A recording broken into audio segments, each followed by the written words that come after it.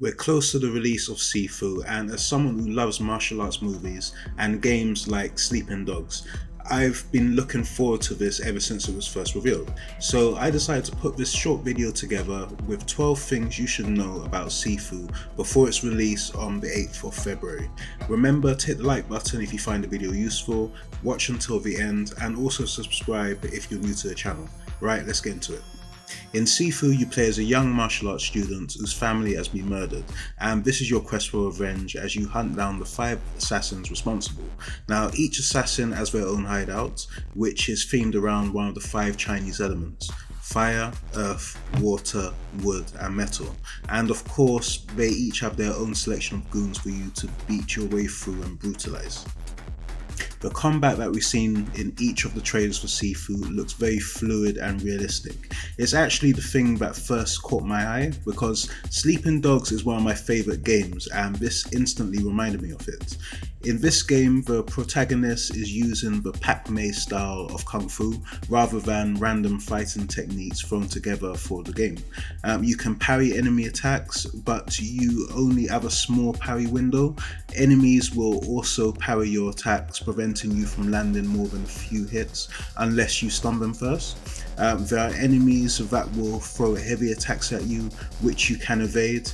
You can duck heavy attacks and jump over low attacks. You can use objects from the environment in battle, whether it be furniture, bottles, brooms, baseball bats, machetes, or just slam the enemies into the environment. Another thing that you'll notice from the trailers, and this has been confirmed by a video on IGN about the game, the enemies don't give off warning signs when they're about to attack. So you're going to have to pay attention to the animations. Each opponent has a structure bar that will gradually fill when you land attacks, and once filled will allow you to perform takedown moves. The best way I can describe this is if you've played games like the Batman Arkham series or even Spider-Man, when you do a certain amount of combos you will be able to do a quick finisher. It seems to be a similar sort of thing with this, only that with this one, instead of building up the combos, you're building up the bar under each enemy before you can finish them off with a special attack. Now, because of its intentional difficulty, you're not going to be able to beat Sifu by simply button mashing your way through the game. According to an article on PC Gamer, Sifu includes over 150 attacks for you to work with, and a lot of the moves will be unlocked as you play through the campaign. Now, 150 moves is massive. Okay, you may end up knowing Kung Fu for real by the time you finish the game. Now, to help you learn these attacks and combos, there's a training mode where you can test these moves against a sparring NPC, and from what I've seen, this also includes using weapons. 2021 was the year of the roguelike games, but now Sifu has its own version of the roguelike formula. Every time you die, your death is added to a death counter. With the use of a magical pendant, you're able to be resurrected, but this is where things get different. When you're resurrected, you'll start off from where you died, but however many deaths are in your death counter will be added to your age. The older you get, the more powerful your attacks are, but the more frail you'll be with a smaller health bar. Certain enemies you beat will reduce your death counter, but you won't be able to turn back the time. I mentioned that the pendants will bring you back to life, but when the 5 medallions on the pendant are all broken, it's game over. Each medallion will also allow you to buy upgrades. I noticed that there's an option to permanently unlock upgrades, and it looks like you'll need to unlock them multiple times before this option is available.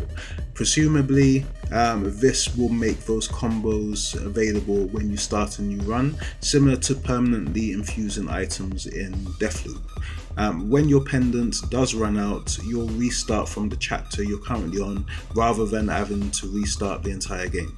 There's a detective board which keeps track of your progress and information on your 5 targets, as well as weapon locations and shortcuts. This is to help you get back on track when starting a new run. There's not going to be a traditional difficulty settings like you would find in other action games. This is because the difficulty is based around the live, die, age, learn mechanics. I'm actually happy about this because lately there have been way too many people who will rush to beat the game on the easiest difficulty and then go straight to Twitter and talk about how short the game is. Well, try that with this game then. Sifu is a PlayStation console exclusive, meaning it's available on PS4 and PS5, and I haven't heard anyone mention that it's a timed exclusive, so I don't think it'll be going to Xbox anytime soon. On PC, it's exclusive to the Epic Game Store. This game will definitely be best played with a controller, whether Xbox controller or DualSense or DualShock controller, but the game also works with a keyboard and mouse.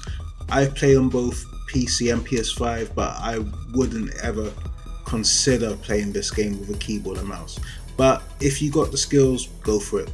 To make the combat authentic to the Pac-Man style of Kung Fu, Slowclap consulted with Benjamin Koulos, who is a real-life Sifu.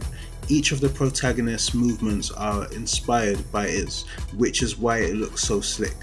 I've linked the video to the motion capture in the description below. You can choose to play as either a male or female character. At the moment, there's no news on whether you'll be able to create your own character or not, but I doubt it. Unlike Slowclap's previous game, Absolver, Sifu is a single player only experience. There's currently no info on how long it will take to beat the game yet, but it is designed to be replayed over and over again until you master it, so I'm guessing it's going to keep you going for a while. There are currently 2 editions of the game. The standard edition, which only includes the base game, this is $31.99 on Epic Game Store and $32.99 on PlayStation, but includes both the PS4 and PS5 versions. And then there's the deluxe edition, which is $35.99 in the Epic Store and the same price on PlayStation for those who have PS Plus. This version includes the original soundtrack and digital art book. You'll also get 48 hours early access if you pre-order this version of the game.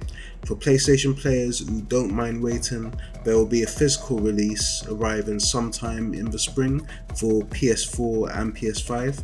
Sifu releases on PC and PlayStation on the 8th of February.